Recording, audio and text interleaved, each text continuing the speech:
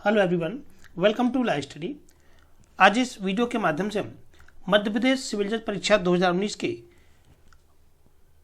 प्रश्न पत्र से पार्ट 3 जो कि ट्रांसफर एंड प्रॉपर्टी एक्ट पर आधारित है के प्रश्नों को विस्तार पूर्वक व्याख्या के साथ समझेंगे।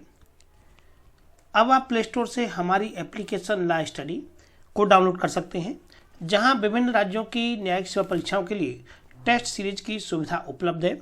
मध्य प्रदेश सिविल जज परीक्षा के लिए भी आप टेस्ट सीरीज यहां से प्राप्त कर सकते हैं। इसमें लगभग 5000 प्रश्नों का समावेश किया गया है। सो फ्रेंड्स, आप अगर चैनल को पहली बार विजिट करें तो आप चैनल को सब्सक्राइब कर लें तथा उसके पास बने बेल आइकन बटन को प्रेस कर लें, जिससे कि सभी वीडियोज का नोटिफिकेशन आपको मिल सके। इस एप्लीकेशन पर मात्र ₹1 प्रतिदिन की दर से 10 प्रश्न प्रतिदिन की हिंदी माध्यम रेगुलर टेस्ट सीरीज को भी आप आईपीसी, सीआरपीसी, एविडेंस एवं अन्य महत्वपूर्ण विषयों के साथ प्राप्त कर सकते हैं। प्रश्न क्रमांक 26 है, जहां अचल संपत्ति के पट्टे की अवधि मासिक हो, वहां उसकी समाप्ति की नोटिस की अवधि क्या होगी। अर्थात ऐसे पट्टे को यदि आपको समाप्त करना है तो उसके लिए नोटिस दिए जाने की अवधि पूछी गई है, कितनी होगी। तो ऐसी संपत्ति के संबंध में नोटिस दिए जाने की अवधि ये 15 दिन होती है। लेकिन अगर मामला कृषि या विनिर्माण से संबंधित किसी पट्टे को लेकर के होता है तो वहाँ ऐसी अवधि ये 6 महीने होती है। और कृषि से संबंधित और विनिर्माण से संबंधित यदि पट्टे की बात आती है तो ऐसा पट्टा वर्षानुवर्षी पट्टा कहलाता है। और जो मासिक पट्टा होता है उसे मासानुमासी पट्टा भी कहते हैं। संपत्ति अंतरण अधिनियम की धारा 106 इस संबंध में प्रावधान करती है। ये कहती है कि कृषि या विनिर्माण के प्रयोजन के लिए यदि स्थावर संपत्ति का पट्टा है तो वो वर्षानुवर्षी पट्टा समझा जाता है, जो कि पट्टाकर्ता या पट्टाकर्ता के द्वारा या पट्टेदार के द्वारा 6 महीने की सूचना पर पर्यवसान या उसको समाप्त किया जा सकता है। इसी प्रकार से यदि किसी अन्य प्रयोजन के लिए स्थावर संपत्ति का पट्टा होता है तो वो मासानुमासी पट्टा समझाता है। केवल कृषि और विनिर्माण के प्रयोजन के अलावा यदि कोई अन्य पर्पज से यदि पट्टा है तो वो मासानुमासी पट्टा समझाता है। और पट्टाकर्ता या पट्टेदार 15 दिन की सूचना पर ऐसे पट्टे को समाप्त कर सकता है, पट्टाकर्ता या पट्टेदार। प्रश्न क्रमांक 27 है कि संपत्ति अंतरण अधिनियम के अनुसार जब दो व्यक्ति एक चीज का स्वामित्व किसी अन्य चीज के स्वामित्व के लिए परस्पर अंतरित करते हैं, आपस में एक्सचेंज कर रहे हैं, दो व्यक्ति हैं, एक चीज का स्वामित्व किसी अन्य चीज के स्वामित्व के लिए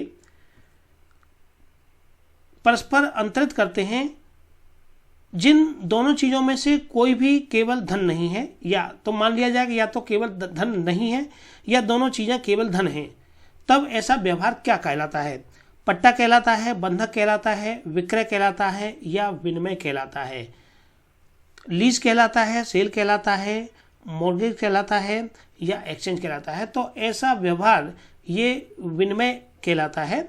सही ऑप्शन यहाँ पर इसका ऑप्शन क्रमांक डी है। विनिमय को धारा 118 में परिभाषित किया गया है। प्रश्न अलग से भी बनता है कि संपत्ति अंतरण अधिनियम की धारा 118 में विनिमय को परिभाषित किया गया है। तो धारा 118 ये विनिमय को परिभाषित करती है, जिसके अनुसार जब दो व्यक्ति एक चीज का स्वामित्व किसी अन्य चीज के स्वामित्व के लिए परस्पर अंतरित करते हैं, दो व्यक्ति एक चीज का स्वामित्व किसी अन्य चीज के स्वामित्व के लिए परस्पर अंतरित करते हैं, तो जिन दोनों चीजों में से कोई भी चीज केवल या तो धन नहीं है या दोनों चीजें केवल धन है, तब ऐसे समव्यवहार को विनिमय कहा जाता है। तो सही ऑप्शन यहां पर हमारा इसका हो गया डी। प्रश्न क्रमांक 28 है, संपत्ति अंतरण अधिनियम के तहत कौन सी संपत्ति अंतरित की जा सकती है। वाद लाने का अधिकार, लोकपद, किसी प्रत्यक्ष वारिस की संपदा का उत्तराधिकारी होने की संभावना, या किसी संपत्ति का अंतरण जो कि विधि के द्वारा वर्जित न हो। पूछा गया है कि संपत्ति अंतरण अधिनियम के तहत कौन सी संपत्ति अंतरित की जा सकती है।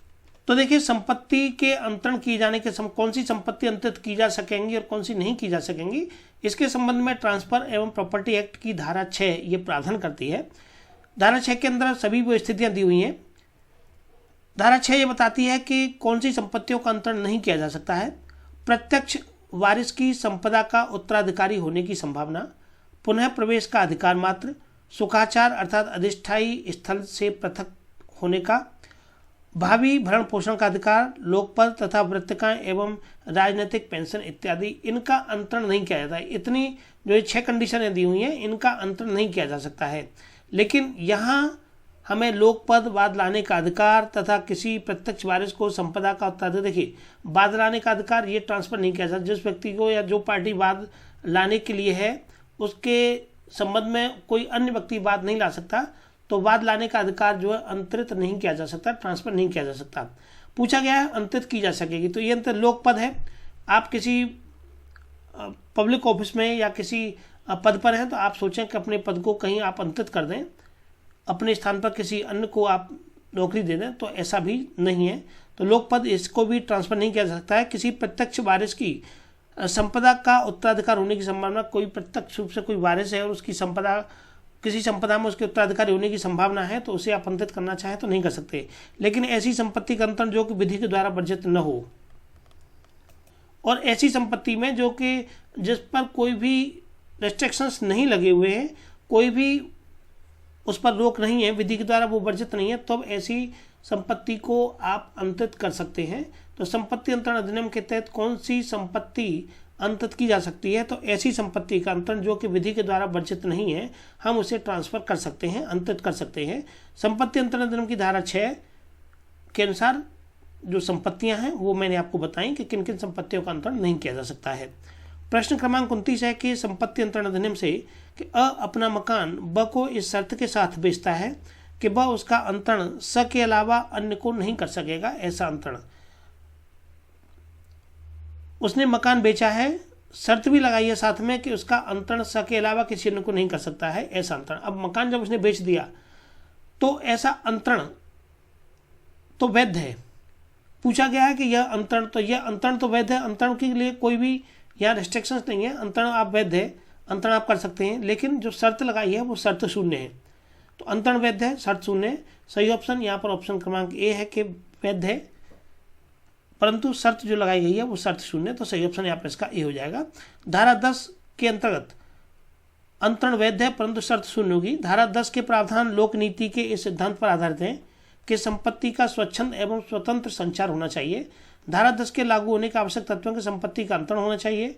अंतरण पर लगाई गई शर्त अंतरण को पूर्ण रूप से रोकती हो, जैसे किसी व्यक्ति विशेष को अंतरण का अधिकार देने वाली शर्त, अवधि द्वारा अवरोधित शर्त तथा अंतरण के ढंग पर रोक। प्रश्न क्रमांक 30 है कि अ ब को 80,000 रुपये का दान देता है, लेकिन अ अपने पास ब की सहमति से 30,000 रुपये वापस लेने का अधिकार सुरक्षित रखता है।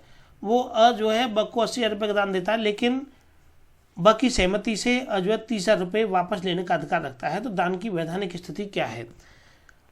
तो जब वो 30,000 रुपये वापस लेने का अधिकार भी अपने पास रखता है और 80,000 रुपये दान भी दे रहा है, तो कुल मिलाकर के 80 में से आप 30 घटा दीजिए तो 50,000 रुपये तक का दान केवल उसका जो रहेगा वैलिड रहेगा। दान वैध है, दान शून्य है, दान शून्य का नहीं है। 50,000 रुपये तक का दान वैध है, तो 50,000 रुपये तक का दान केवल यहाँ वैध रहेगा। धारा 122 ये दान के संबंध में हमें परिभाषा बताती है। दान को संपत्ति अंतरण अधिनियम की धारा 122 में बताया गया है, जिसके अनुसार दान किसी भी वर्तमान जंगम या स्थावर संपत्ति का वैध अंतरण है। दान किया जा सकता है किसी जंगम संपत्ति का भी, किसी स्थावर चल अचल दोनों प्रकार की संपत्तियों का दान किया जा सकता है। वह अंतरण है जो एक व्यक्ति के द्वारा एक व्यक्ति अपनी स्वेच्छा से करेगा और प्रतिफल के बिना, और उसके एवज में कोई भी प्रतिफल की इच्छा नहीं रखेगा, प्रतिफल के बिना किया गया हो और आदाता द्वारा या उसकी ओर से प्रतिग्रहित किया गया हो। जो ले रहा है ऐसा व्यक्ति जो दान को ले रहा है, आदाता, एक दाता और एक आदाता। तो दाता के द्वारा दाता ने दिया आजा, इस तरह से आप याद कर लीजिए। तो दाता आदाता के द्वारा या उसकी ओर से प्रतिग्रहित किया गया हो, लिया गया हो। तो सही ऑप्शन यहाँ पर इसका ऑप्शन क्रमांक डी हो जाएगा। प्रश्न क्रमांक 31 है कि प्रत्यासन का संबंध संपत्ति अंतरण अधिनियम के अंतर्गत किस धारा में दिया गया है? तो प्रत्यासन का संबंध संपत्ति अंतरण अधिनियम की धारा 92 में है। सही ऑप्शन यहाँ पर इसका डी है। धारा 92 में प्रावधान किया गया है कि धारा 91 में निर्दिष्ट व्यक्तियों में से कोई भी उस संपत्ति का जो कि बंधक के अध्याधीन है, मोचन कराने पर कहाँ तक, जहाँ तक कि ऐसी संपत्ति का मोचन, पुरोबंध या विक्रय का संबंध है, वे ही अधिकार रखेगा जिन्हें कि बंधककर्ता के या किसी भी अन्य बंधकदार के विरुद्ध यह बंधकदार रखता हो जिसका बंधक का वह मोचन कराता हो। धारा 54 ये विक्रय की परिभाषा बताती है। धारा 67 पूर्वबंध या विक्रय के अधिकार को बताता है तथा धारा 100 ये भार के संबंध में परिभाषित करती है। प्रश्न क्रमांक 32 है कि संपत्ति अंतरण अधिनियम से कौन से व्यवहार में संपत्ति से हित उत्पन्न नहीं होता है? पट्टे से, अनुज्ञप्ति से, बंधक से या किराएदारी से? कौन से व्यवहार से संपत्ति में हित उत्पन्न नहीं होता है? इस प्रश्न का सही आंसर है लाइसेंस अर्थात अनुज्ञप्ति। अनुज्ञप्ति में उस व्यक्ति का संपत्ति में कोई भी हित उत्पन्न नहीं होता है, मात्र कब्जा उस व्यक्ति को मिलता है। तो सही ऑप्शन यहाँ पर इसका ऑप्शन क्रमांक बी है। प्रश्न की व्याख्या बताती है कि पट्टा, बंधक तथा किराएदारी। यहाँ अन्य ऑप्शन क्रमांक 1, 3 और 4 में पट्टा, बंधक और किराएदारी दिए गए हैं। पट्टा, बंधक तथा किराएदारी के संव्यवहार में संपत्ति में हित उत्पन्न होता है। संपत्ति में हित उत्पन्न होता है जबकि लाइसेंस में नहीं, लाइसेंस में हित उत्पन्न नहीं होता, क्योंकि लाइसेंस में अनुज्ञप्ति लाइसेंसधारी को कोई भी अधिकार प्राप्त नहीं होता है, सिर्फ संपत्ति का कब्जा मात्र होता है। लाइसेंस जो होता है वो उस संपत्ति का केवल कब्जा मात्र होता है, कोई अधिकार उसको नहीं मिलता, जबकि नियंत्रण अनुज्ञप्ति कर्ता के पास होता है। जो उसका जो नियंत्रण होता है वो अनुज्ञप्तिकर्ता अर्थात जो व्यक्ति या जो भी अथॉरिटी लाइसेंस देती है, नियंत्रण उस व्यक्ति के पास होता है। तो सही आंसर यहाँ पर इसका बी है। इससे आगे के वीडियो में हम भारतीय संविधान अधिनियम पर आधारित प्रश्नों को देखेंगे। सो प्लीज़ आप वीडियो को शेयर करें जिससे कि ज़्यादा से ज़्यादा परीक्षार्थी वीडियो से लाभ उठा सकें। Thank you for watching this video.